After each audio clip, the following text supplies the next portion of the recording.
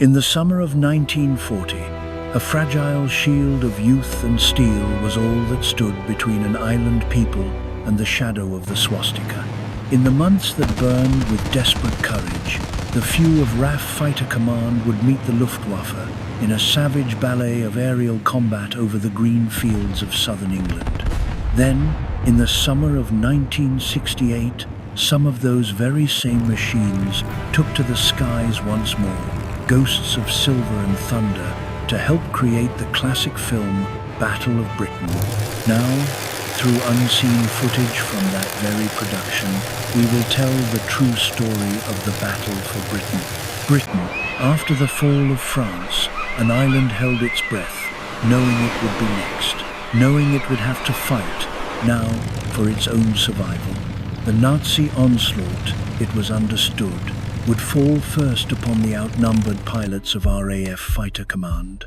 The morning of the 10th of July, 1940, a lone German reconnaissance aircraft, flanked by its sharp-nosed Messerschmitt 109 Guardians, glides towards a convoy of British shipping, a slow, vulnerable artery about to pulse through the English Channel. On the ground, the quiet is shattered. 6 Spitfires from 74 Squadron, based at Hornchurch, are scrambled into the sky. The reconnaissance plane and its escorts are met with fury, engaged, and driven back into the haze. But the damage is done. The Germans now know the convoy's position. They prepare to attack, this time in overwhelming force. Another RAF squadron claws for altitude, racing to protect the ships below. German seaplanes, clearly marked with the Red Cross, began rescuing downed Luftwaffe pilots from the waters of the Channel. But on the 14th of July, a cold order was given. Concerned, these planes were also reporting convoy movements. British pilots were instructed to shoot them down. On the 6th of July, 1940, Hitler issued Directive Number 16. Since England, despite her militarily hopeless situation, still shows no signs of willingness to come to terms, I have decided to prepare a landing operation against England. He made one final, public appeal, threatening unending suffering and misery unless they made peace. Other British squadrons plunge into the fray. Though impossibly outnumbered, they tear into the fighter escorts, trying to break the bomber formations before they can release their deadly cargo. What must that have felt like, to be so young and so alone? My first experience seemed to always be we were being jumped and you pull around and break. In my innocence at the time, I always tried to retain height. So I was probably going around in a circle with very little speed, and I was the only aircraft up there on my own. It was a steep learning curve, trying to pick up any aircraft. You have to almost adjust your eyes to it, knowing the performance of your aircraft. For instance, someone shout, "Brake!" I'd pull round in a steep turn and stall the aircraft, instead of probably diving to get some speed. It was learning on the job, the whole time. By the day's end, the RAF had lost 6 aircraft, the Luftwaffe 13. No ships had been sunk. On the day that would later be marked as the start of the battle, the RAF had shown its teeth. This was due, in large part, to the quiet foresight of one man, Air Chief Marshal Sir Hugh Dowding, Commander-in-Chief of Fighter Command. Dowding was a very austere man. He used to come and visit us at Northolt, but he wasn't the sort of chap you could go and have a conversation with. He was an intensely sincere man, intensely patriotic, and he loved us, the chaps who did his fighting for him, as though we were his children. It was Dowding who, just 2 months earlier, had stood before Churchill himself, arguing against sending more precious fighter squadrons to a collapsing France. As the German blitzkrieg swept all before it, Dowding persuaded the Prime Minister that it was more vital to preserve that strength for the defence of Britain than to spend it on gestures of goodwill to the French. As it was, nearly 500 fighters had already been lost in the skies over France and Belgium, over 250 pilots killed. In Sir Hugh Dowding, Britain had a superb technician, a leader who possessed the foresight and the sheer iron will to challenge a titan like Churchill, who had promised France Hurricane squadrons. Dowding knew, with a certainty that must have chilled him, that those very squadrons had to be preserved for the coming storm. During the evacuation of Dunkirk, his fighter squadrons were stretched to their limit, protecting the troops trying to escape the beaches. The army, stranded on the sands, felt abandoned. They cursed the RAF, saying they never saw a friendly fighter overhead. What they couldn't know, what they couldn't see, was the desperate battle being fought for the miles inland. The pilots knew that to intercept the bombers over the beaches would be too late. The bombs would already be falling. So they had to meet them deep over France, a lonely, unseen vigil. And in that space, a number of enemy planes were destroyed. They never reached the beaches, and that is why the army, fraught with fear and exhaustion, could not see the saviors they so desperately craved. It was in the fiery crucible of Dunkirk that many RAF pilots had their first taste of the blinding speed and intensity of modern air combat. We were about 15,000 feet and flying around, not seeing anything at all.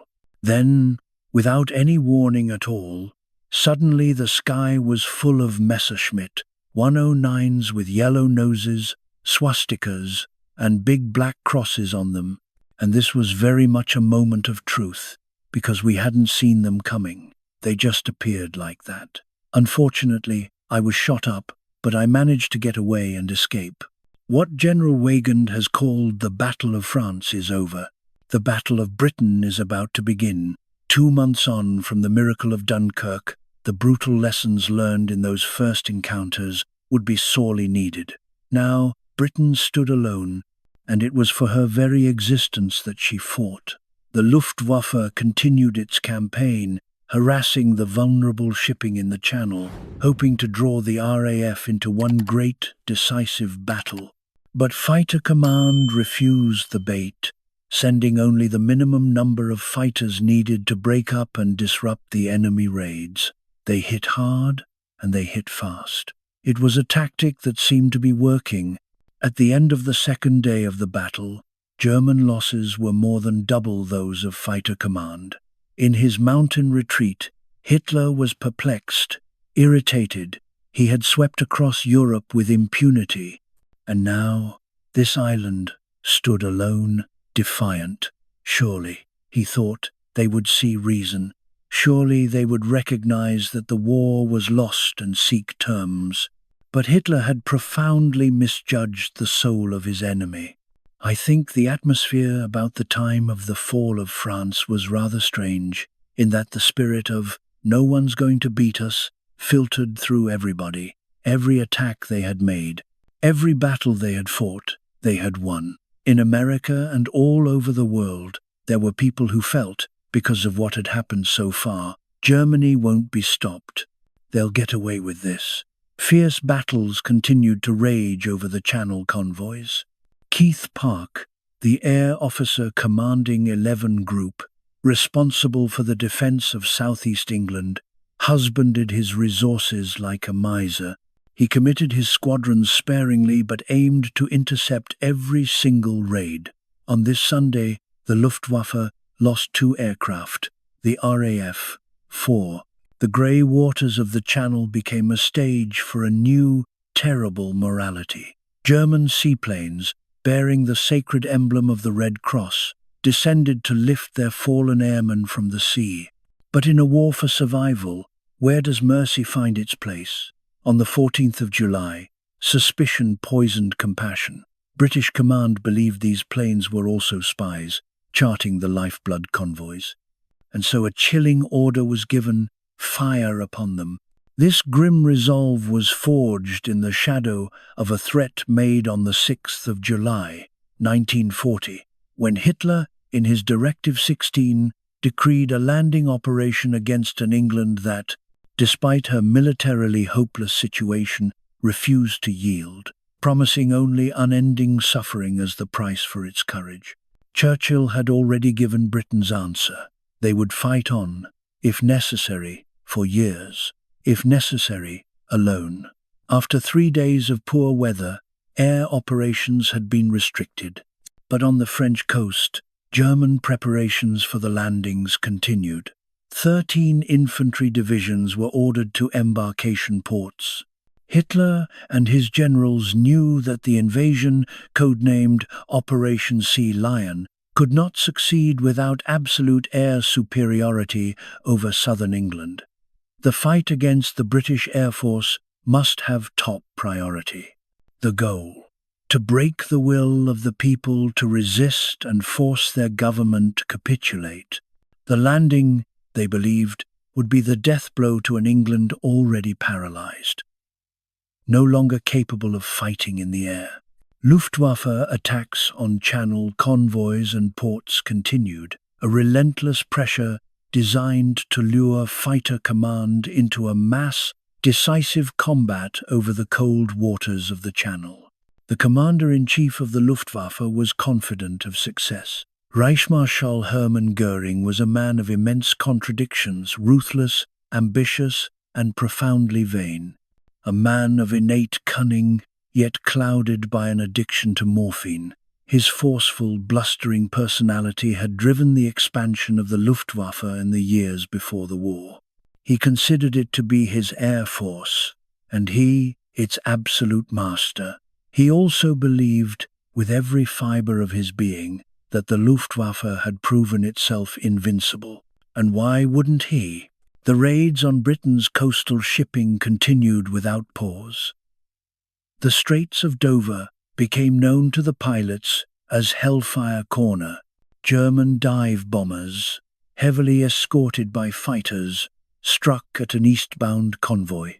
In response, RAF fighters, vectored into position by unseen controllers on the ground, attacked out of the blinding glare of the Sunday. At the day's end, the RAF had lost 3 aircraft. The Luftwaffe, 9. The German pilots were learning, day by bloody day, to respect their opponents. With almost 3,000 combat aircraft to hurl against the RAF's stretched resources, Göring remained supremely confident. But in his contempt, he failed to comprehend that behind the stark, intimidating figures, Britain's shield was far stronger than he could ever imagine. Though the oldest of the RAF senior commanders, Hugh Dowding, was uniquely suited to lead the air defence of Great Britain. With his austere, scholarly manner, he seemed to merit the nickname Stuffy given to him by his pilots. Yet, this quiet man had recognized that technology would be the ghost in the machine of the coming battle. His vision helped develop RDF radio direction, finding later to be known as radar. The instructions had been given back in 1936 to begin building a chain of silent, watchful towers along the threatened coasts of Britain. Fighter Command was a remarkably good organization. Its commander-in-chief, Stuffy Dowding, was a brilliant operator. He had conceived the whole layout, the whole setup, and he ran it perfectly.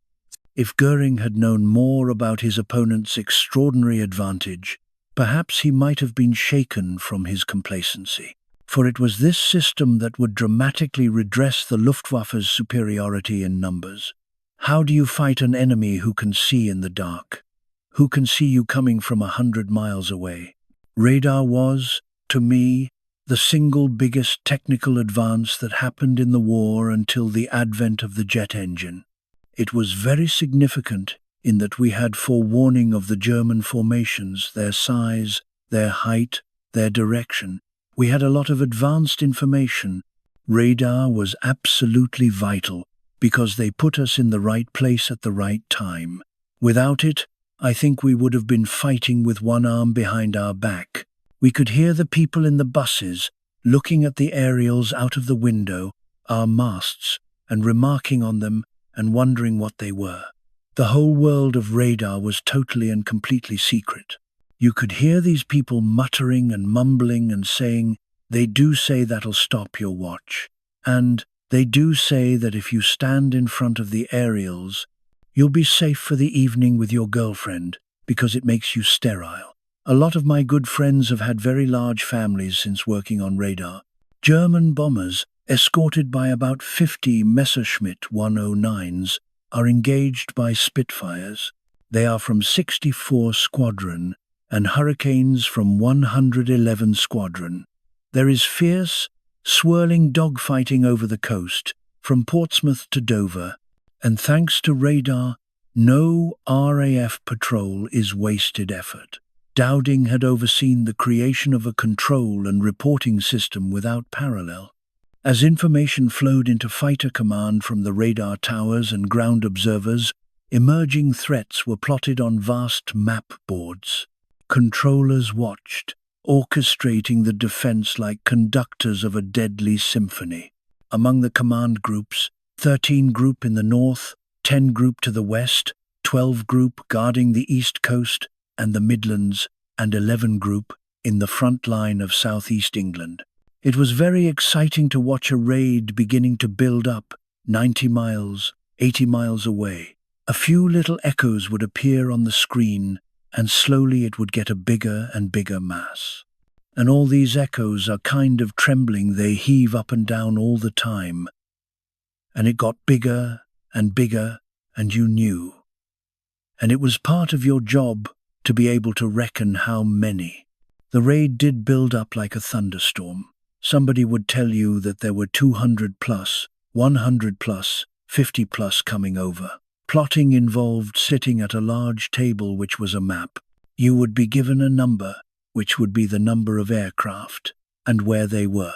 And you would put up the number of aircraft and put it on a block, and then put the block to where they actually were. A voice, calm and clear, would cut through the tension. 19 Squadron at readiness, scramble. The controller would say, from readiness to scramble, and off they would go. At Duxford, the 310 Squadron controller used to come and give you the size of a plot, give you a course to fly on, and a height to try and obtain, which, you know, gave you a great deal of confidence. Different instructions would go on, and these were coming and going the whole time. So the atmosphere was quite electric. Starting from a few aircraft to suddenly having to put out 250 plus was very, very scary. And then the tannoy would still be on, so we would hear them in battle. Controllers and plotters were expected to work through the most extreme conditions. The controller in the Ops B room, they would say, all right, a raid's building up. I suppose they would see everybody with their tin hats on. There was a complete marrying up of the enemy plot and the fighters. But at least it gave you an idea, it saved. If you were twisting your neck around through 360 degrees all the time, you had a rough idea where to look. But the plotting was a great help. With radar, of course, we could be kept on the ground. The controllers could watch it carefully and then, at the right moment, press the button and get us up there, in the right place, at the right time. It soon became obvious to the German pilots that something was going on, or else RAF pilots had developed miraculous powers of navigation.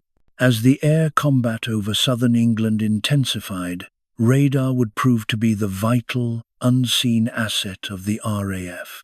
Shortly before 2 in the afternoon, 2 Spitfire squadrons and 1 Hurricane squadron are scrambled to intercept a large German raid on Dover. In the ensuing dogfight, the South African pilot, Sailor Malan, claims 2 Messerschmitt 109s, one of which is flown by the German ace Werner Melders. As the RAF and the Luftwaffe become locked in these daily, deadly duels, British pilots learn to appreciate the sublime qualities of their modern fighter aircraft. One day, a Spitfire landed on the airfield and taxied over to our hangar, and we sat in this thing, we walked around it, we stroked it. I fell a bit in love with this aircraft. It was the most beautiful thing I had ever seen. And it was a fighter. You fell in love with the Spitfire the moment you see it. and the moment you fly and enjoy it, you've had it. That's your aircraft. The Spitfire excelled under extreme conditions. It responded, whatever the conditions of flight, whatever the load, whatever the speed or angle. It would give you fair warning. In this love between man and machine, a nation's survival was forged. For what is courage, if not the willingness to climb into something beautiful and fly it towards something terrible, for the sake of all you leave behind on the ground? That it was being mistreated, and you could achieve things with a Spitfire that I have certainly never managed with any other aircraft. You don't simply fly a Spitfire, you wear it. It becomes a part of you. It is, without question, the most exquisite aircraft I have ever flown in my life. One had to be cautious on the ground, of course. The landing gear was so narrow, and she had a tendency to be nose-heavy. But once you lifted that machine into the air, it was a magnificent aircraft to fly. The Spitfire had entered service in 1938, only a single year before the storm of war broke. Its graceful lines, its blistering speed, and its extraordinary maneuverability made it an immediate legend among the pilots. It was a worthy adversary for the finest German aircraft, and yet, throughout that long summer of 1940, it was the Hawker Hurricane that formed the very backbone of RAF fighter strength. I would rather fight a war in a Hurricane than a Spitfire. The Hurricane was a wonder to fly, so docile, easy to handle, easy to maneuver, a wonderful machine. And its greatest gift was its incredibly tight turning circle. It was a faithful old workhorse. It could endure a tremendous amount of punishment, and because of that, you had faith in the aircraft. The Hurricane was a good, solid, rugged machine. It seemed to respond to one's own mood and feeling, as if it were an extension of the pilot himself. And so, while the Spitfire dominates the popular memory of the Battle of Britain, far more Hurricanes haunted the skies over England. 19 squadrons were equipped with Spitfires, but 34 flew the steadfast Hurricane. Opposing them was the Messerschmitt 109, the Luftwaffe's premier single-engine fighter. Both the machine and a significant number of its German pilots had already been blooded with the Condor Legion in the Spanish Civil War. Unequaled then, it would now meet its true match in the Spitfire. But though the Spitfire was faster and could turn more tightly, the Messerschmitt 109 could climb and dive with greater speed and was far superior at the thin, cold altitudes where life hangs by a thread. The Spitfire was superior to the Messerschmitt, in my view. The Hurricane was not quite as capable as the Messerschmitt. It simply could not cope at high altitude against it. But the Messerschmitt could not outmaneuver the Spitfire. I believe the Spitfire was the better machine. Of course, there is still argument about this with the Messerschmitt pilots, by the way. So what I'm saying isn't necessarily gospel, but this is my conviction. It was a good airplane, and in an equal fight, it was certainly as good as a Hurricane, despite what some people might say. Its firepower was better than ours, and their pilots were profoundly experienced. While some aircraft would forge their legends in the summer of 1940, others would see theirs shattered. In the battles to come, the Junkers 87, the infamous Stuka dive bomber, would prove to be tragically easy prey for the Spitfires and Hurricanes of the RAF.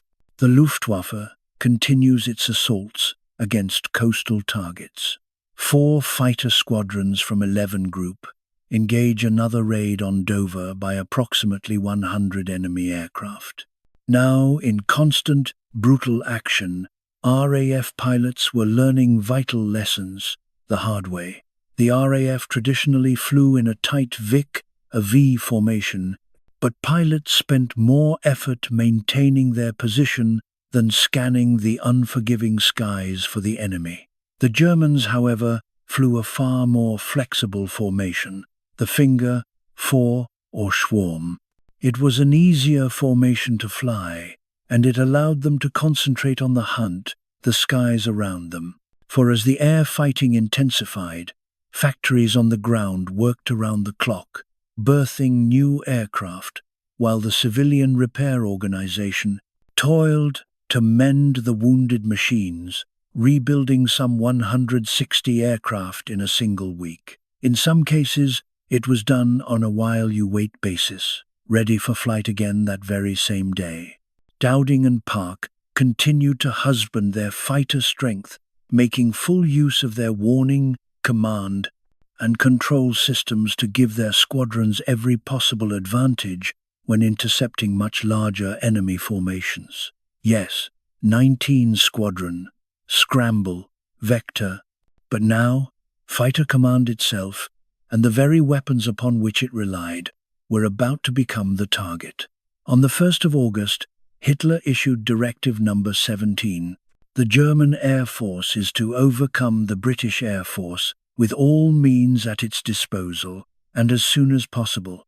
The attacks on Channel convoys and coastal defences had been only the opening act, mere skirmishes to test the aerial defences of Britain. Now, the Luftwaffe had clear orders and a timetable. The campaign to destroy Fighter Command and expose Britain to bombing and invasion was about to begin in earnest. In the summer of 1940, Britain possessed the most advanced and sophisticated air defense system in the world.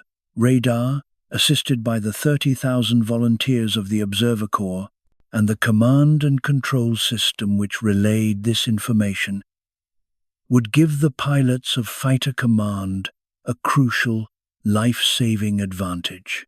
On the ground, experience was being forged in the cauldron of battle. It was vital that every link in that chain of command and control worked flawlessly. Ground staff and aircrew, they both learned quickly.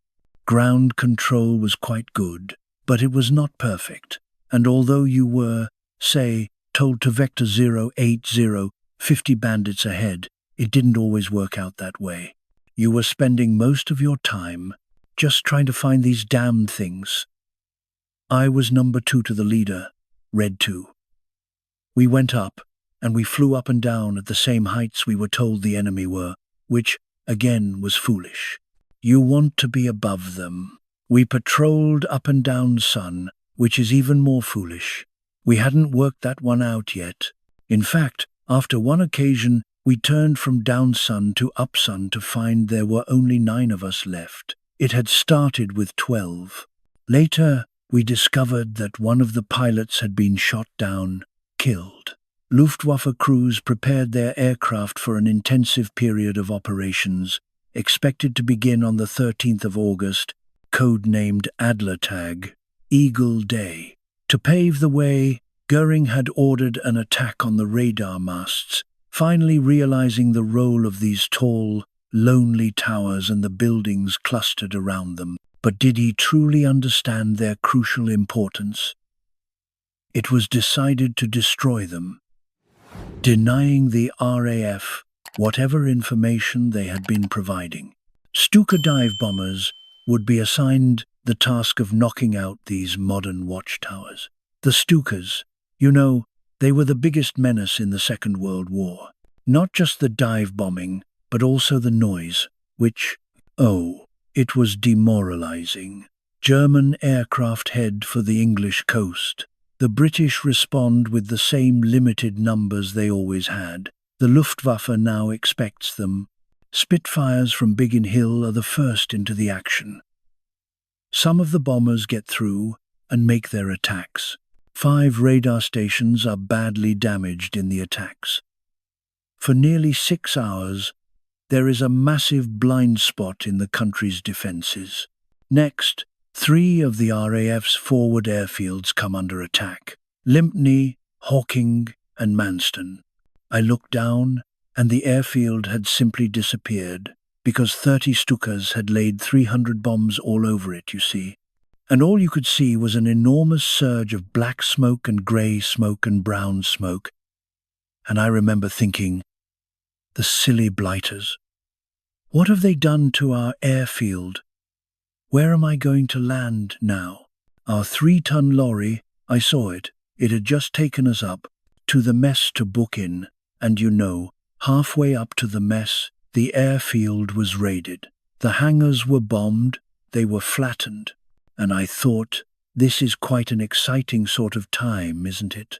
Some Spitfires, refueling and rearming, are destroyed on the ground. Those that are still airworthy are rushed back into the sky, in time to catch some of the raiders as they head for home.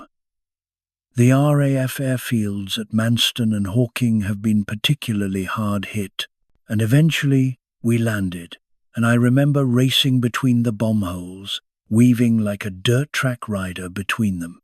Nobody was in the least bit upset. I suppose there were 100 holes on the airfield itself, quite apart from all the buildings that had been destroyed, including a lot of 25 Squadrons Blenheims.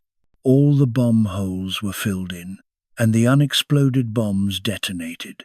The thing that I remember particularly about it was that they cut off all the water, so nobody was able to wash for a couple of days.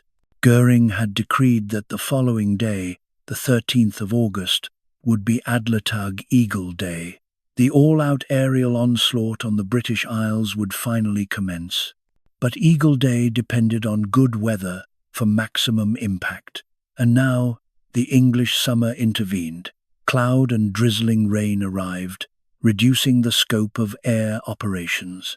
RAF personnel, meanwhile, worked around the clock, repairing damaged aircraft and filling in cratered runways. And perhaps most importantly, the radar stations were quickly back in service. Despite the poor weather, Goering still hoped to deploy all his forces for the great assault of Eagle Day. The British were ready, but the attacks on the radar stations and airfields had proven just how vulnerable their defences were to concentrated German attacks. Now, the German pilots received their instructions. Strong fighter escorts were briefed to sweep the skies clear of defending fighters. Bomber crews were allocated their targets.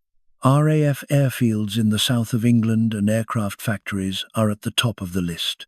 Several hundred German aircraft are expected to be involved in this, the beginning of the air campaign to knock Britain out of the war.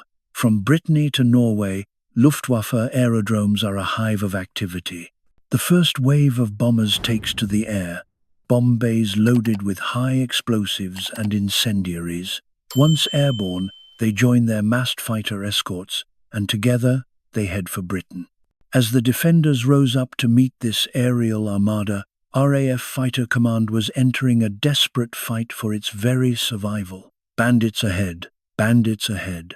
In the summer of 1940, a small fraternity of young men and their elegant machines were all that seemed to stand between the British people and invasion by a triumphant war machine. In the months that followed, the few of RAF Fighter Command would engage the Luftwaffe in savage aerial combat over the green fields of southern England. In the summer of 1968, some of those very aircraft returned to the skies, helping to film the classic feature film Battle of Britain. Now, using unseen footage from that production, this series will tell the true story of the battle.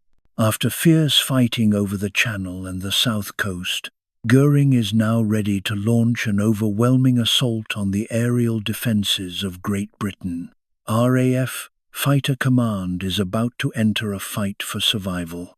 I intend to continue the air war against the English homeland more intensively. The German Air Force is to overcome the British Air Force with all means at its disposal. German military intelligence estimated that the RAF had only 300 fighter aircraft left. Concentrated in the south of England, the Luftwaffe seemed on the very brink of achieving the air superiority needed for a seaborne invasion of Britain.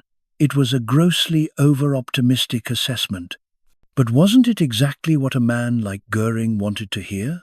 The Luftwaffe was now expected to smash British fighter strength in a series of massive assaults, beginning on the 13th of August. Code-named Adlertag. Eagle Day. The day scheduled for the start of the attack dawned with cloud and mist hanging over the channel. Goering postpones the assault.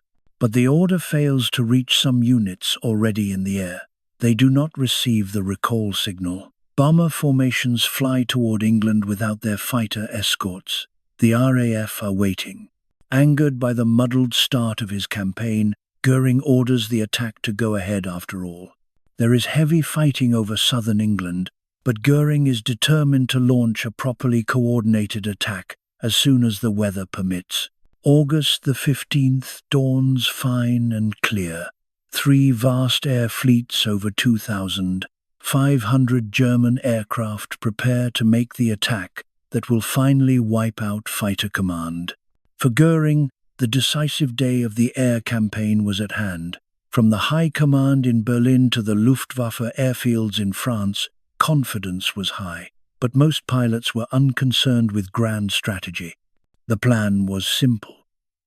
Bombers would strike at RAF airfields, aircraft factories, and war, essential infrastructure.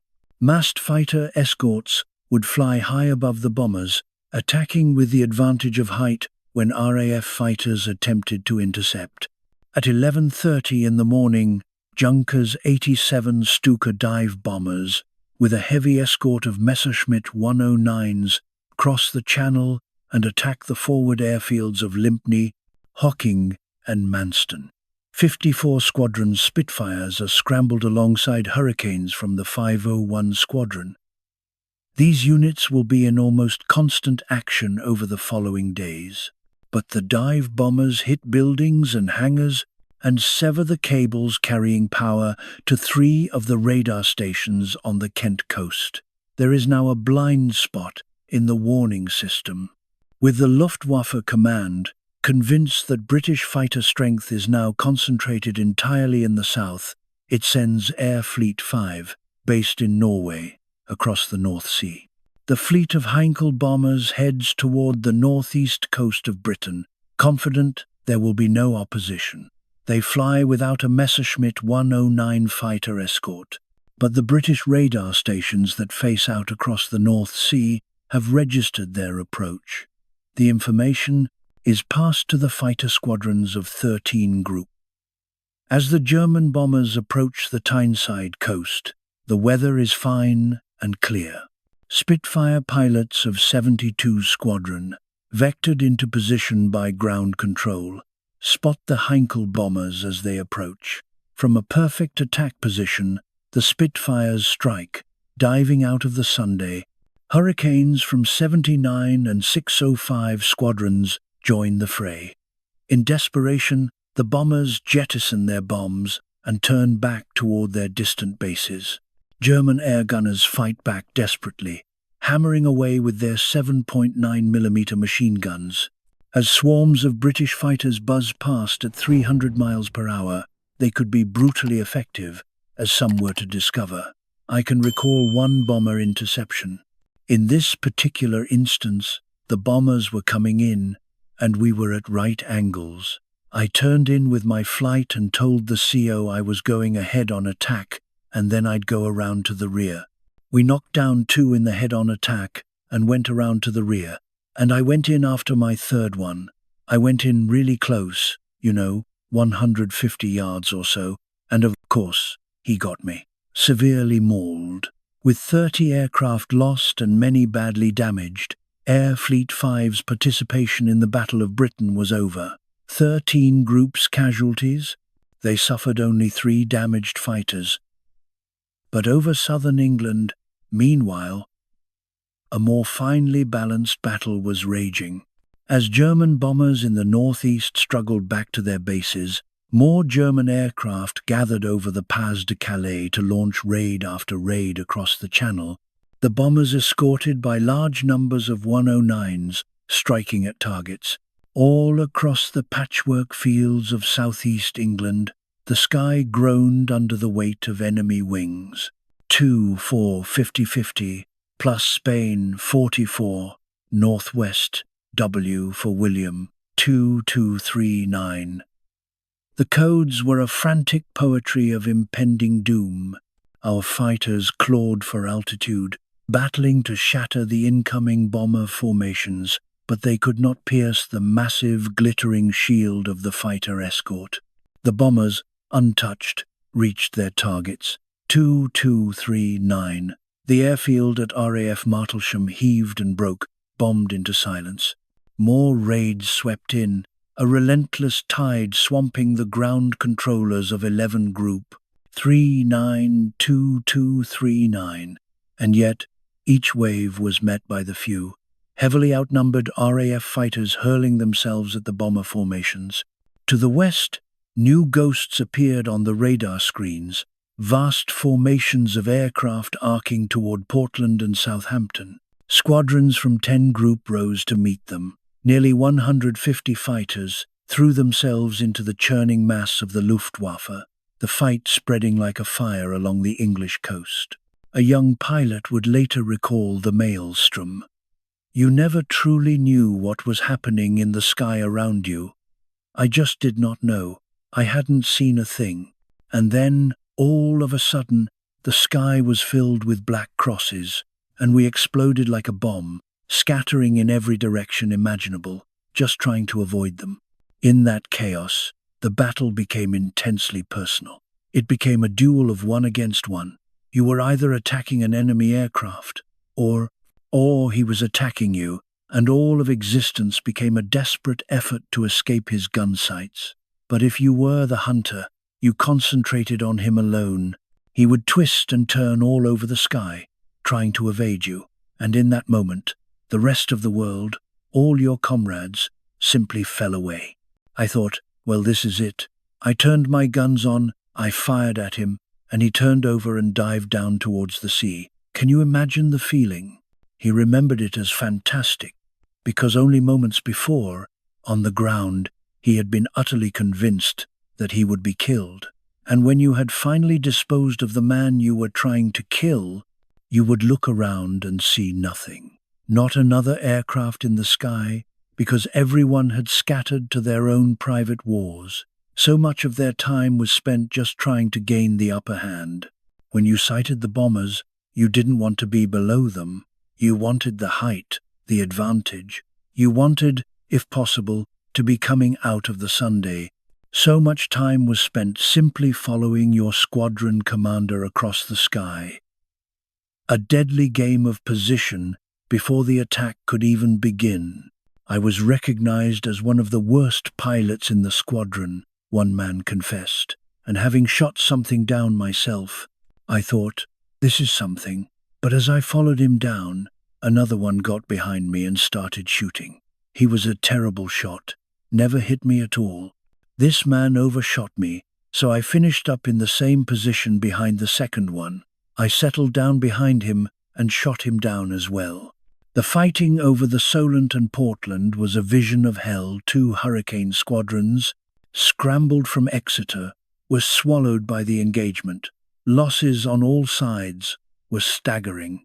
After an afternoon of furious, ceaseless combat, the Luftwaffe launched their final raids of the day, a parting blow against the airfields at Kenley and West Malling. In that single day, the Luftwaffe had committed almost 2,000 aircraft in repeated sorties, a brutal, relentless effort to break fighter command in the air and on the ground. They had inflicted considerable damage to RAF airfields and facilities, but they had bled heavily in the process.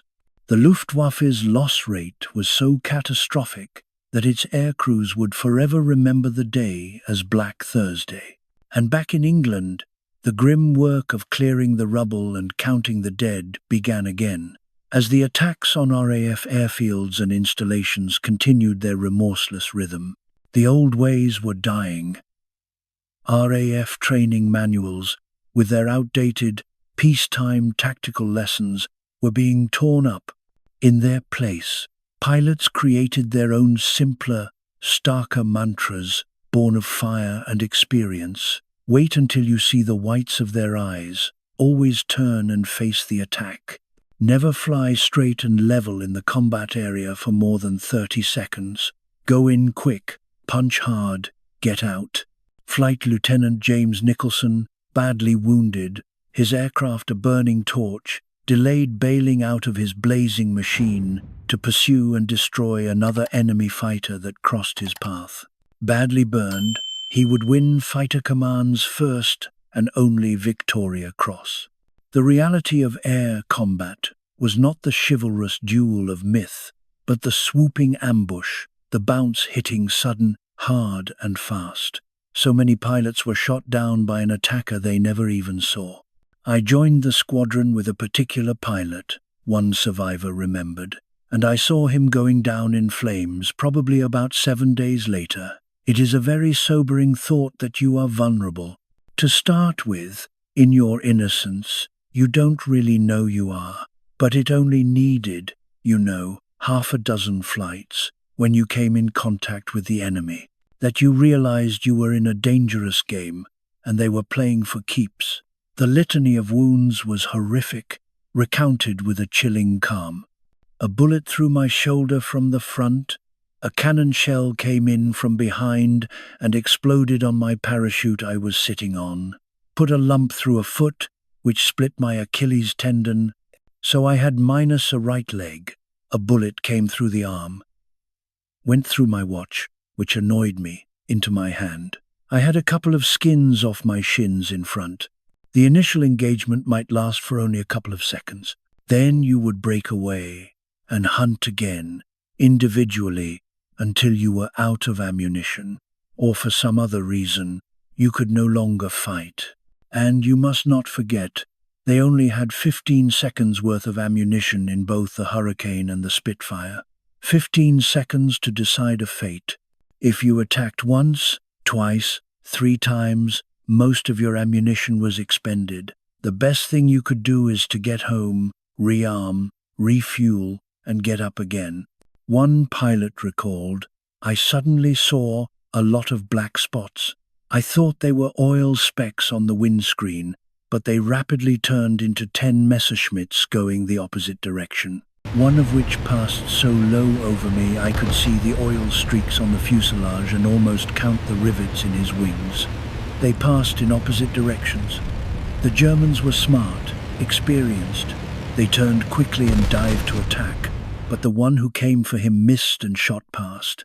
So I managed to get on his tail and shoot him down, rather to my surprise. In fact, one got a bit worried. You said to yourself, his chums will have seen that, and it will have made them very angry. Let's get out of here. Several large raids were now targeting 11 groups' airfields and radar stations. Losses were terribly heavy on both sides. A grim logic was imposed. The faster Spitfires were ordered to engage the fighter escort. The rugged Hurricane squadrons were to go after the bombers. For some pilots, only now was the true nature of their work dawning on them. When I shot down this aircraft and the rear gunner bailed out, got caught over the tail, and I saw the aircraft go in with him dragged down, that was the first time it really got into me that I was shooting a person. Up to that point, it had been vaguely in there. But certainly, and what of the boys who flew into that maelstrom? How does one reconcile the taking of a life? For them, the enemy had to be made of metal and oil, not flesh and blood. The truth of a person inside that machine, that was a thought too heavy to carry into the sky. Even the sight of a parachute, a lone figure drifting between worlds, could not break the spell. The mind insists, a quiet, desperate refrain from the past. I was just shooting an aircraft, that's all. It was the only way to keep from falling. Time and again, RAF fighters were hurriedly refueled, rearmed, and sent back into the fray. On the ground, controllers stared at their plotting tables, attempting to vector their few squadrons into favorable positions amongst the countless hostile contacts. How frustrating must it have been for the Germans? You can almost hear them asking one another, where the hell do they keep coming from? The truth was, the British had them taped, but the cost was immense. Casualty rates amongst the pilots and air crews of both sides were climbing dramatically. In the fighting of the 18th of August, the RAF lost 30 fighters, with 10 pilots killed. The Luftwaffe lost 71 aircraft and 94 aircrew, and then the unpredictable English summer was about to intervene, bringing a much-needed respite for the exhausted RAF pilots and a chance for commanders on both sides to reflect on the campaign so far. On the 19th of August, after a week of intense air combat, a spell of bad weather prevented major flying operations. Both sides took advantage of this quiet, a moment to evaluate their tactics. In spite of Goering's boast to his Führer, the RAF had not succumbed. Goering, himself a fighter ace of the First World War, rebuked his own fighter pilots, criticizing what he saw as their lack of aggression. He replaced the older commanders with younger, more hawkish officers. "We have reached a decisive period of the air war," he declared. "Our first aim is to destroy the enemy fighters. If they no longer take to the air, we shall attack them on the ground." In Britain, Dowding, the stoic commander-in-chief of Fighter Command, quietly redeployed his battered squadrons.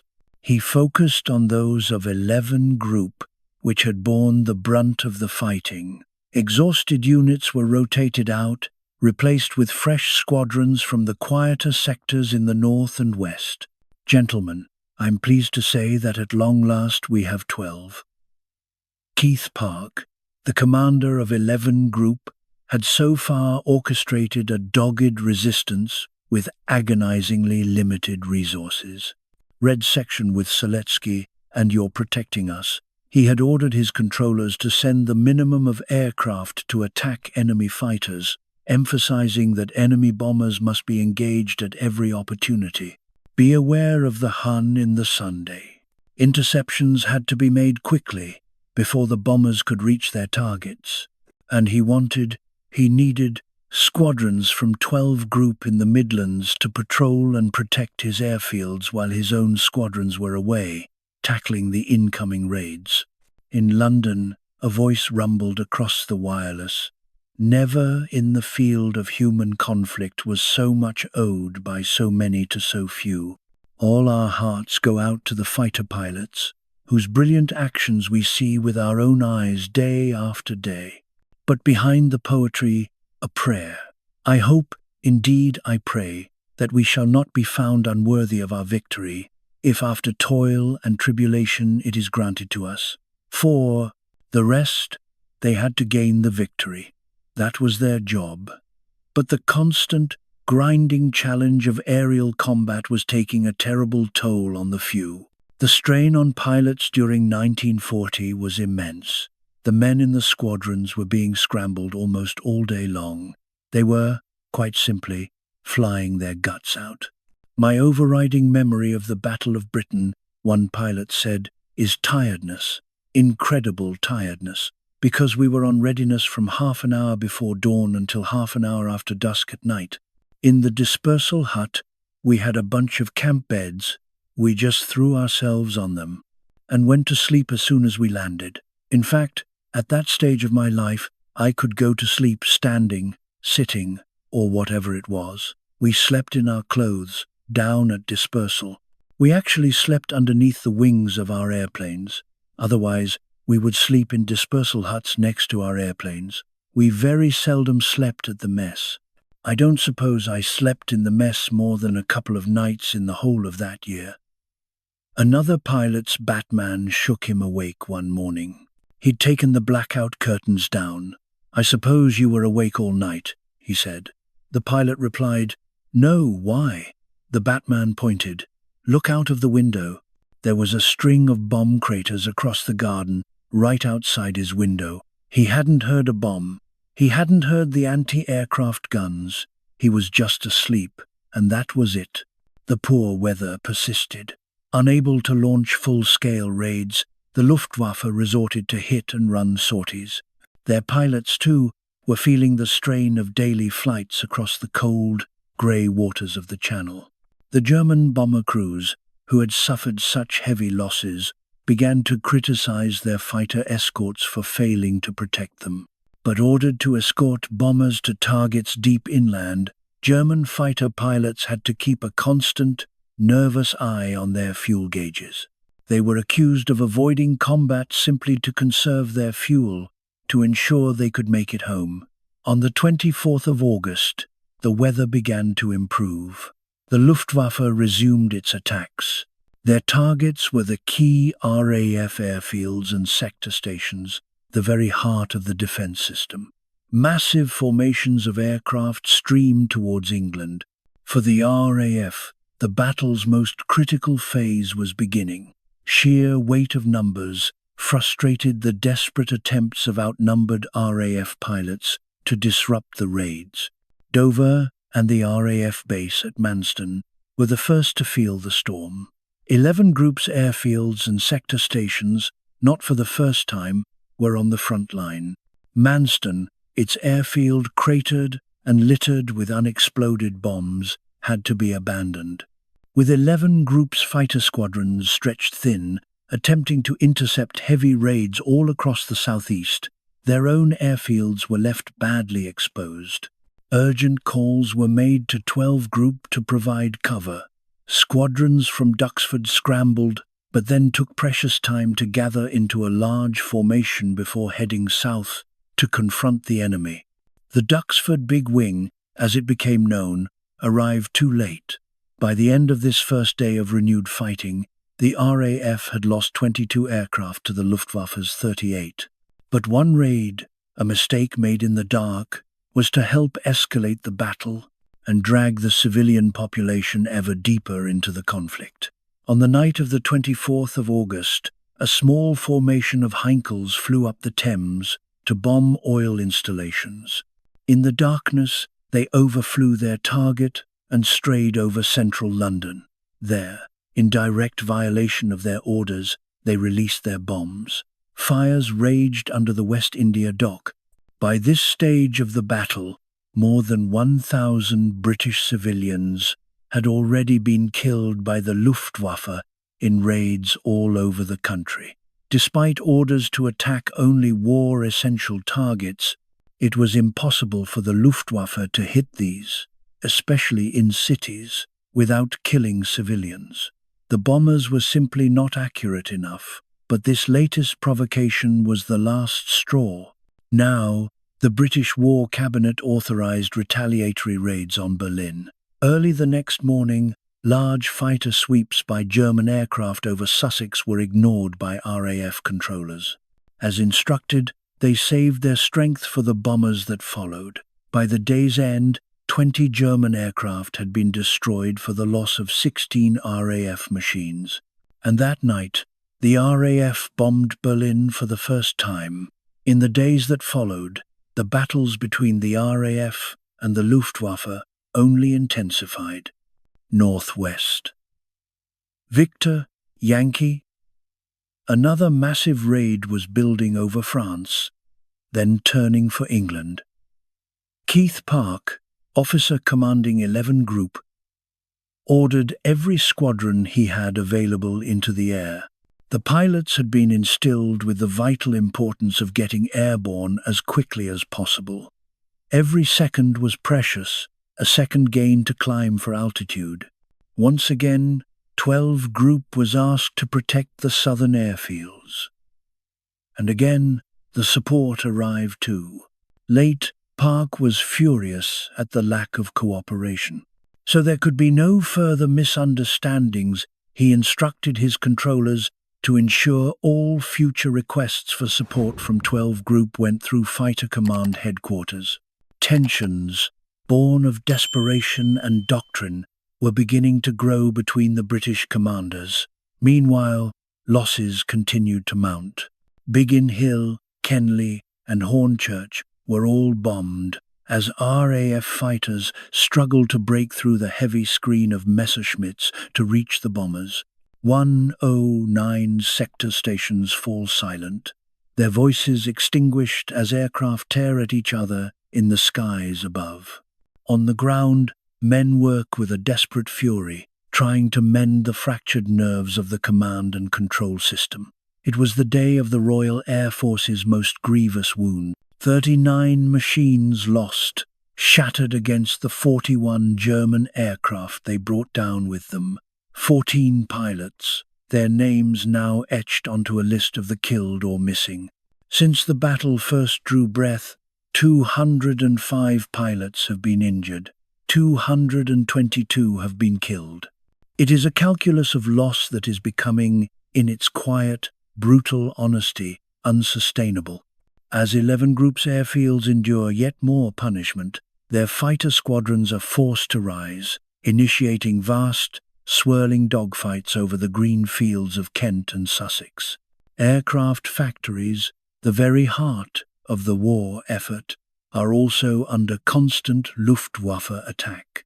And yet, somehow, the losses to fighter command strength are being replenished by the ceaseless work of industry. But the mounting pilot losses, they were the primary concern. At the beginning, one remembers, we were losing the best quality pilots. You know, the more experienced. The ones who had the experience. And then our replacements came in. He recalls a solemn duty, a heavy burden. I wouldn't allow them to fly until either myself or my other flight commander. I remember I was acting squadron leader, but I was also flight commander, and one of us, Killy or myself, would take them up and give them the best we could. A camera gun and combat tactics. So many new ones posted in. But how, you have to ask, how can they possibly cope? These young men arrive, and they sit down, having perhaps only flown 7 hours in a Spitfire, if that, and they watch. They watch as every available plane takes off, and they watch again when they come back. 2 pilots short. Every single time they scrambled, their nerves must have been torn to shreds. How did they endure it? I don't think I could have. Dowding was desperately worried, a deep and fatherly concern for the lives of the young men in his fighter squadrons. He also recognized the cold reality that lay behind the losses. Pilots were no longer being produced in numbers sufficient to fill the ever-widening gaps in the fighting ranks. The situation was becoming extremely grave. It must be realized, he confessed, we are going downhill. Meanwhile, across the Channel, Goering had been humiliated. Bombs had fallen on Berlin, a city he had publicly promised would remain untouched forever. Hitler was furious. The landings planned for the British mainland could not proceed until Goering's Luftwaffe had seized control of the air over southern England. Provoked and enraged, Hitler finally removed his restrictions on attacking London. He announced his intentions to a delighted, roaring audience. When the British Air Force drops 2 or 3 or 4,000 kilograms of bombs, then we will in one night drop 150,000, 230,000, 300,000, or 400,000 kilograms. He taunted them. In England, they are filled with curiosity and keep asking, why doesn't he come? Be calm, be calm. He is coming. He is coming. The Luftwaffe received new orders. German bombers would now pulverize the industrial heart of London, simultaneously destroying Britain's capacity for war and her very will to fight. The remnants of RAF Fighter Command, which they believed had been decimated in the last 3 weeks of attacks, would be annihilated in the air, lured into a final, desperate defense of the nation's capital. As day dawned, the radar screens remained clear. In the plotting rooms, personnel waited, an expectant silence hanging in the air. The familiar, ominous sight of enemy aircraft massing over the Pas de Calais was absent. At their dispersal points, pilots began to relax, a fragile, temporary peace. But on the coast of France, there was activity.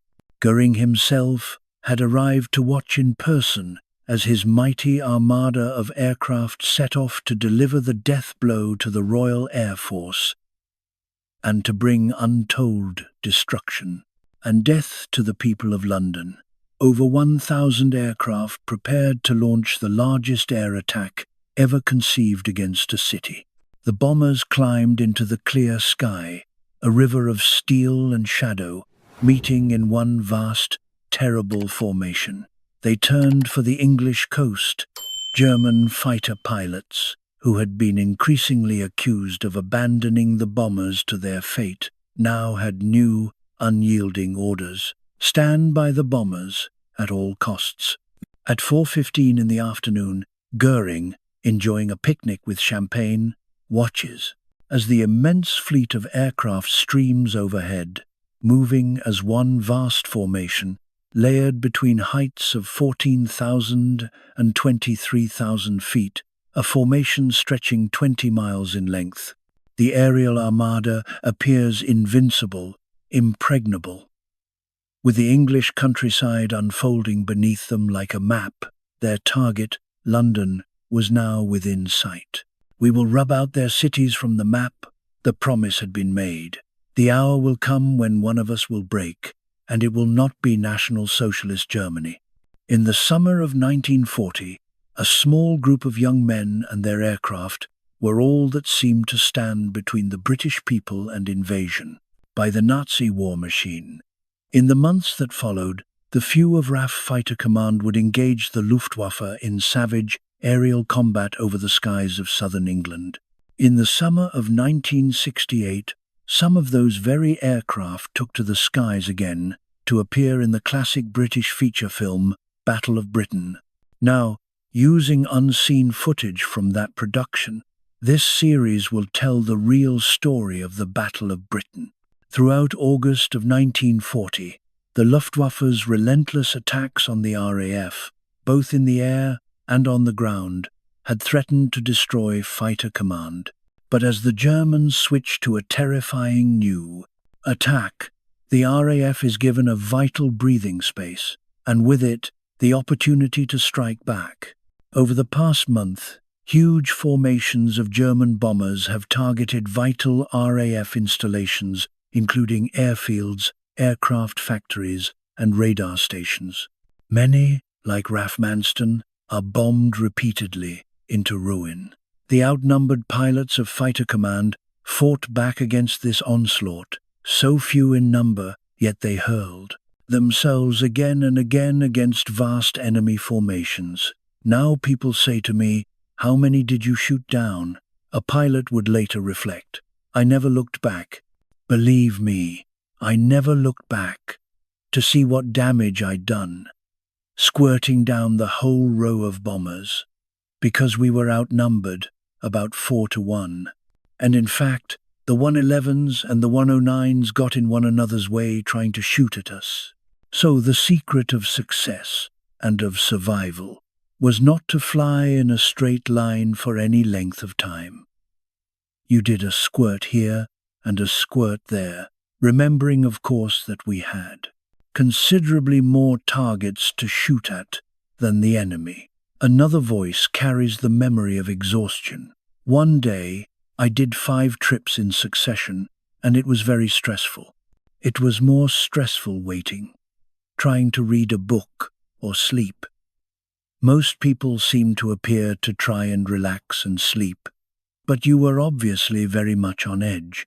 And in a way, I was much happier when we'd been scrambled than I was waiting. He pauses, remembering the change within himself. I started off the battle being petrified that I'd be shot down on my first trip. I finished up the battle wanting them to bring more over so I could shoot more down. This was because I was only 20 and was very cocky. By the end of August, the RAF had lost more than 400 fighter aircraft. More than 200 pilots had been killed or wounded. The cost was becoming deeply personal. Eric was actually shot down behind me and jumped out to the parachute. It malfunctioned. so he was killed. But after that episode, I definitely didn't make any more close friends. I'd already shied away from most. I didn't even know the names of some of the people that joined the squadron and subsequently got killed. For all the skill and courage of its pilots, Fighter Command was in danger of losing the battle for air superiority over southern England. But Hitler was impatient. He had been incensed by RAF bombing raids on Berlin. Now, Luftwaffe intelligence reported that Britain's fighter shield was on the brink of collapse, and so he ordered Goering to proceed to the final, climactic phase of the air war against Britain. London and other industrial cities were to be targeted by massive bombing raids. Britain's war industries would be obliterated. Attacks on the capital would force the RAF's last fighter reserves into the air, where they would be destroyed by waves of German fighter escorts. The people of Britain would then, surely, see sense, forcing their government to seek terms. In the northwest, almost 1,000 German aircraft head for England. RAF controllers, alerted as always by the chain of radar stations guarding Britain's coastline, scramble 11 squadrons. They expect this vast formation to split, as it always does, when it reaches the English coast, proceeding to RAF airfields and installations across southern England. But the huge formation continues, holding its steady, unwavering course.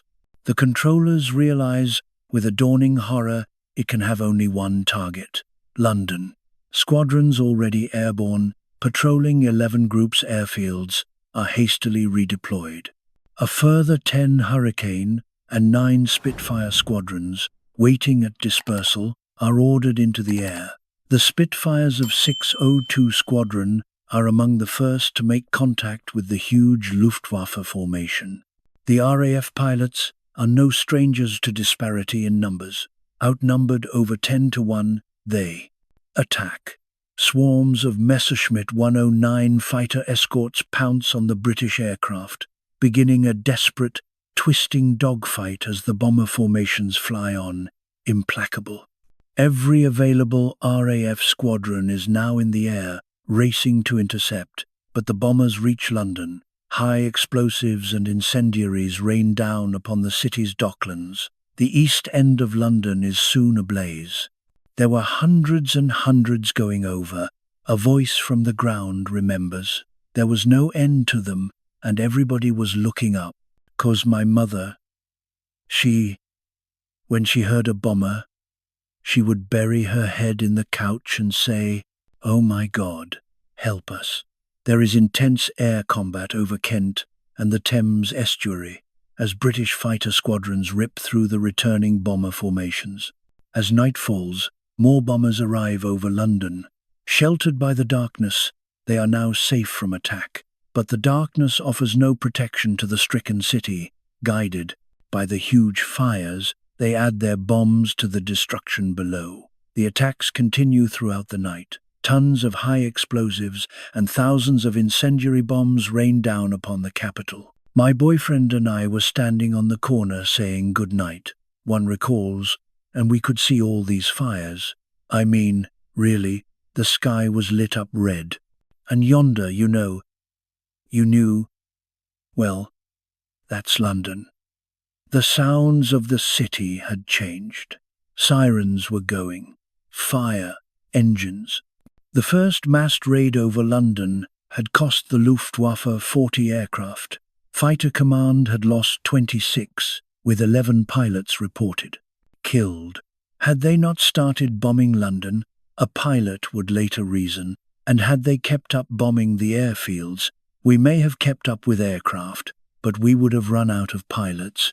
And so, if that had been the case, they could have won.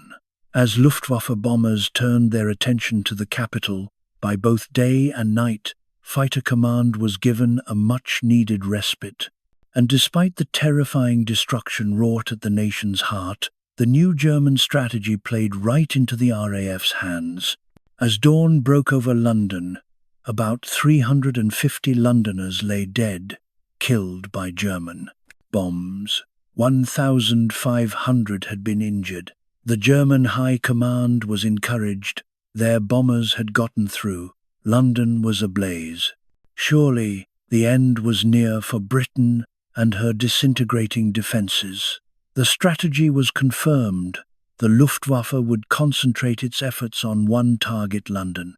Of course, when we saw the papers and went to work, a Londoner remembers, they were all saying, "Didn't London have it last night?"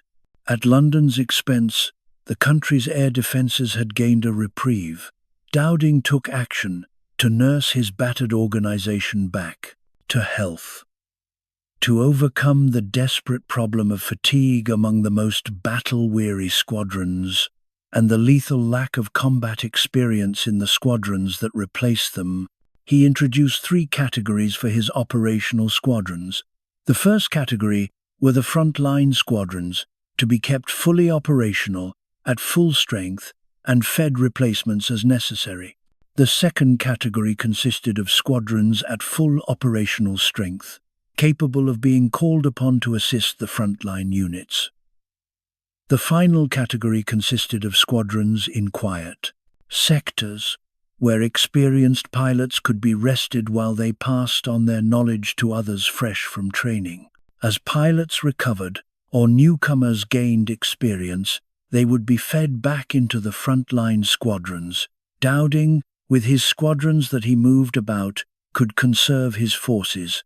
But in the actual business of fighting, as I say, when you're 19, you're too busy ducking and weaving to pay too much attention to what you're doing, a veteran admits.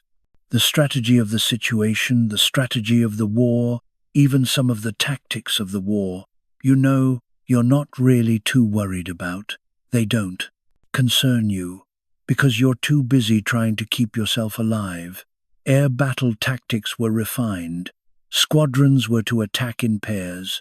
They were discouraged from pursuing damaged planes, but to find fresh targets instead. Keith Park, the commander of 11 Group, which had borne the brunt of the assaults, emphasized the importance of early and accurate interceptions. Breaking up the formations, stripping the bombers of their fighter escorts. Head-on attacks on the bomber formations were encouraged. Huge concentrations of aircraft continued to attack London. Number 1. Canadian Squadron's Hurricanes are among those engaged by the fighter escorts, but this sacrifice earns other squadrons a clear run at the bomber formations. London was at the very edge of the Messerschmitt 109's range. Burning fuel rapidly at combat speed, they could spend only a few precious minutes over the capital. The endurance for a direct escort was a fragile, fleeting thing. Despite the successes, tensions had surfaced among senior RAF commanders. Keith Park, commander of 11 Group, believed it was vital to intercept early, using the advantage gained by radar. Small numbers of aircraft would hit the enemy as soon as they crossed the coast, disrupting German raids before they reached their targets. As German escort fighters became entangled in dogfights, other squadrons could then attack the now unprotected bombers. But Trafford Leigh-Mallory, commander of 12 Group, believed in assembling several squadrons into one large formation before hitting the enemy with concentrated force and aggression. Keith Park disagreed vehemently with this big wing concept, as did others. A big wing can make a big impact, but it takes time, a pilot explained. And the one thing that wasn't available during the battle was time. We said, well, what a waste of time, forming up. And all that time the bombers are coming in and they're probably on the way out. To imagine trying to sit around, waiting to form up into a big wing, I'd say would have been a total failure. As autumn approached, the weather became less suitable for air operations. Nevertheless, the Luftwaffe mounted large raids, resulting in fierce dogfights over Kent and London. and the nightly blitz on London continued. In spite of the difficulties of locating the enemy in the dark, attempts were made to intercept these nighttime raiders. The only way you could identify what the airplane was by getting underneath it at night and getting a plan view from looking from underneath up at the shape of the wings. A night fighter recalls the delicate, dangerous dance. We slowly flew up and closed in formation behind it, so I could get my gun sight onto it and open fire. 1 or 2 interceptions later, the Air Ministry were pressed by newspapers as to why he had had success at night. The Air Ministry was determined not to give away the fact that we had effective radar or something in our night fighter that allowed us to close in on other aircraft at night. And so, the Air Ministry said that he had exceptional night vision. Cat's eyes, they called him. Cats are supposed to be able to see by night, and that, he believed, was how the name started. Swiftly, quietly, Fighter Command was recovering. The number of trained pilots available for operations was increasing daily. New fighter aircraft were being produced and delivered to squadrons at a rate that surpassed their own terrible losses. Reichsmarschall Goering, meanwhile, insulated by the kind of over-optimistic intelligence he preferred to hear, believed his enemy was mortally wounded.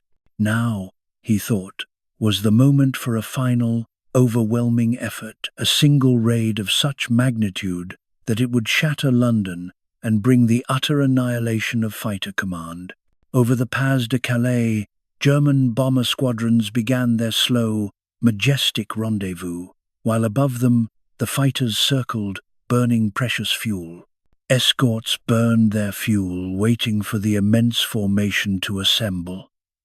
One pilot would later recall the feeling of starting with a few aircraft, and then suddenly having to face 250 or more. It was, in his words, very, very scary. In number 11 Group's operations room at Uxbridge, the day had begun in silence. The personnel in the subterranean plotting room passed the quiet hours, unaware that the Prime Minister himself had chosen this day for an unexpected visit to Air Vice Marshal Park and his command. Forbidden to light his cigar within the confines of the underground bunker, Churchill settled himself into a chair overlooking the operations room. Below him, the large map and its indicator boards reflected an uneasy calm, all of it watched by the unblinking, electronic eye of Britain's radar chain. On the other side of the channel, the German formation continued to grow, a storm gathering just beyond the horizon. Churchill watched as a WAF plotter, acting on the stream of information, moved the wooden markers representing the first hostile aircraft heading toward the English coast. With ample time to organize his squadrons and alert support from neighboring groups, the air defenses of Britain were poised, ready, and waiting for the incoming raid. More markers crawled across the plotting table. Squadrons from Biggin Hill, Northolt, and Kenley scrambled into the air. With radar providing the enemy's course and height, and knowing London was the prize, the controllers were ready. The target. RAF controllers positioned their forces with a cold, chess master's confidence. As the leading German formations crossed the coast, the RAF fighters swept in. The German pilots, told to expect only the last remnants of a broken force, braced themselves. Then, the Spitfires dove out of the sun, ambushing the fighter escort. The air became a maelstrom of weaving aircraft. As Messerschmitt 109s desperately tried to fend off 5 British fighter squadrons, a second wave of RAF squadrons arrived, attacking head-on. The bomber formations struggled on toward London, but most of their fighter escorts were now entangled over Kent, locked in desperate dogfights with the Spitfires.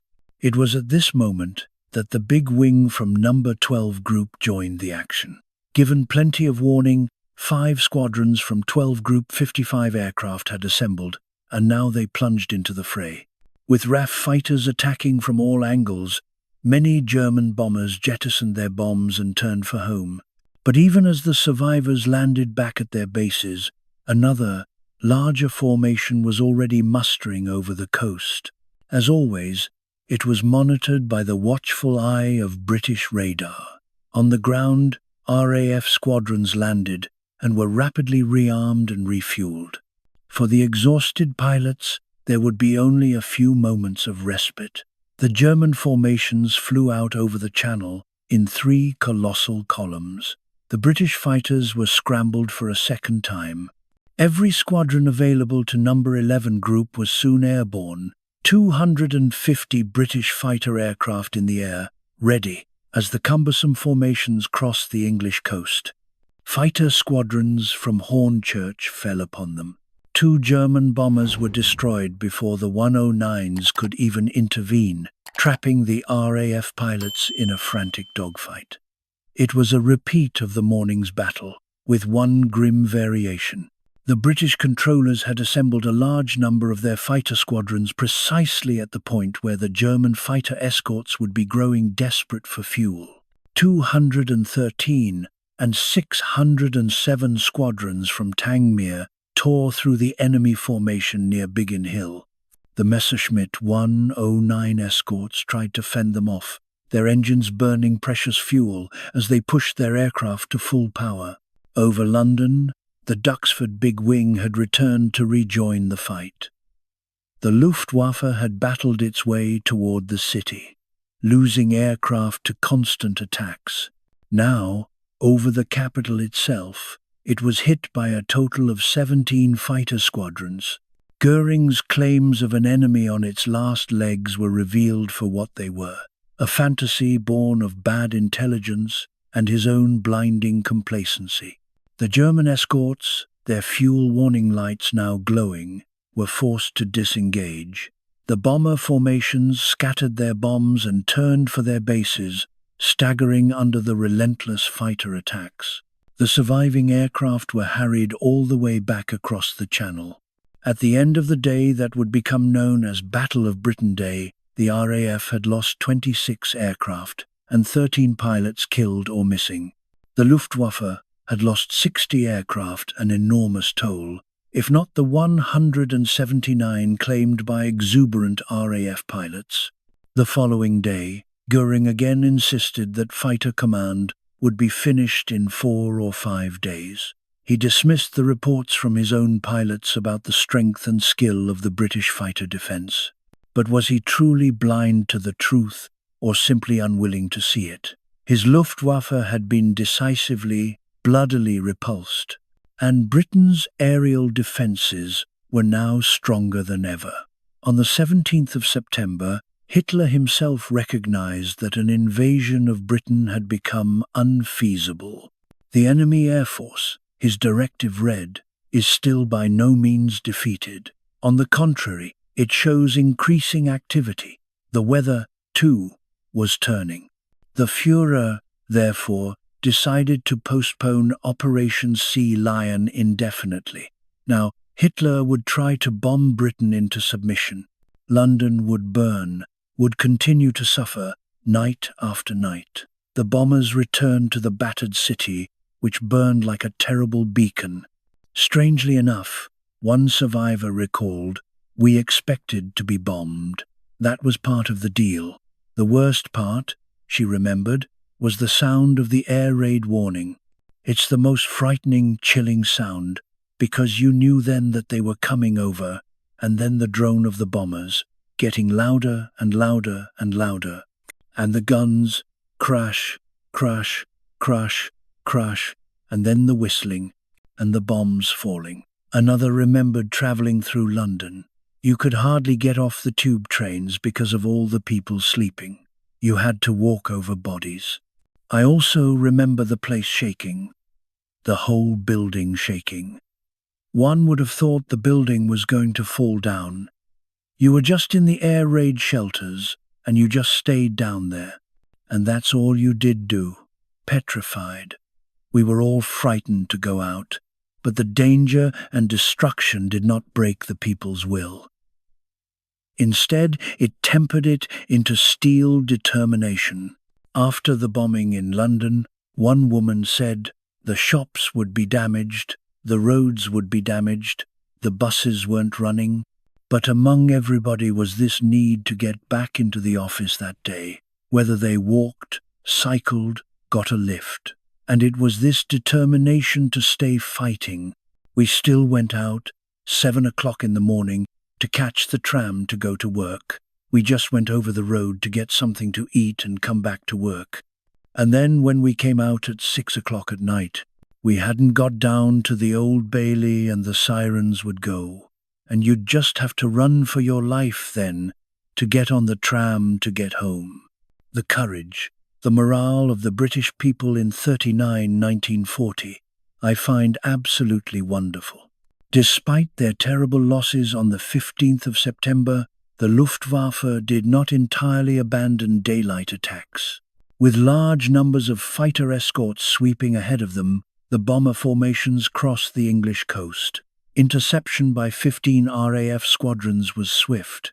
Now, the German escorts had to fight their way back. For some, this meant a low-level, desperate chase across the English countryside. Others used the 109's greater climb rate to escape the conflict and head for home. At the end of a day when the Luftwaffe failed to hit any of its primary targets, they lost 55 aircraft. The RAF, 28. On the last day of September, the Luftwaffe launched a number of separate raids across the Channel. RAF fighters intercepted each raid as it crossed the English coast. Rather than fight their way through to their targets, the formations retreated, scattering their bomb loads at random. But hidden by cloud, one small group of bombers and their escort managed to reach central London. As his pilots perished in the cold waters of the Channel, so too did Goering's vain hopes for the success of his Luftwaffe. The German losses this day, 47 aircraft. The RAF lost 20. It was the last time the Luftwaffe would mount large-scale daylight raids over England. Goering had sent his air force against a nation that was prepared. As the pilots of Fighter Command rose up to meet the aerial invaders, they did not fly alone. From the all-seeing eye of radar to the intricate system of communication and control, they were supported by an air defense system of unparalleled sophistication, far in advance of anything Goering or Luftwaffe intelligence had ever anticipated. The consequences were more than 900 German aircraft destroyed. The Luftwaffe lost 3,000 of its most experienced pilots and air crew killed, injured, or taken prisoner.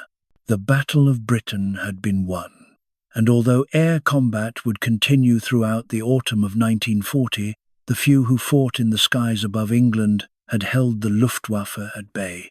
They had stopped the seemingly unstoppable march of the German military machine and ensured that Britain would not fall. They had proved that Britain was willing and able to fight on. By their example, the few gave the people of both the free world and the conquered nations a fragile, precious thing, hope and the belief in a final victory. Both would be desperately needed in the dark days ahead, for there were many brutal, costly battles yet to be fought. I was very, very proud to have been taking part in what was going on in 1940, one pilot reflected. It had a tremendous effect on me, because when I went into that, I was immature, scared, afraid to say boo to a goose. But after the Battle of Britain, I could make decisions on anything, I could do anything, and was afraid of nothing. My main feeling, another said, of course we didn't know it was the Battle of Britain. We didn't know of the historical significance, but I, at the time or now, feel almost a hypocrite. In other words, all these wonderful people died. Some of them were wonderful aces and were killed. And I feel that now I'm getting some publicity or credibility which really belongs to them. I feel enormously privileged, said a third, in the sense that I must feel I suppose the same as the chaps who took part at Trafalgar or Crécy or Agincourt, or the Battle of Waterloo. We happen to be the right age, at the right place, at the right time, but really, all I am is representing those who died. The RAF lost 715 fighter aircraft. 544 pilots were killed, nearly 1 in 5 of those who flew on operations. Amongst those who died defending the skies over Britain were pilots from Canada, Australia, New Zealand, South Africa, Poland, Czechoslovakia, France, America, and Belgium. A quarter of the legendary few were from overseas, a debt that is often forgotten.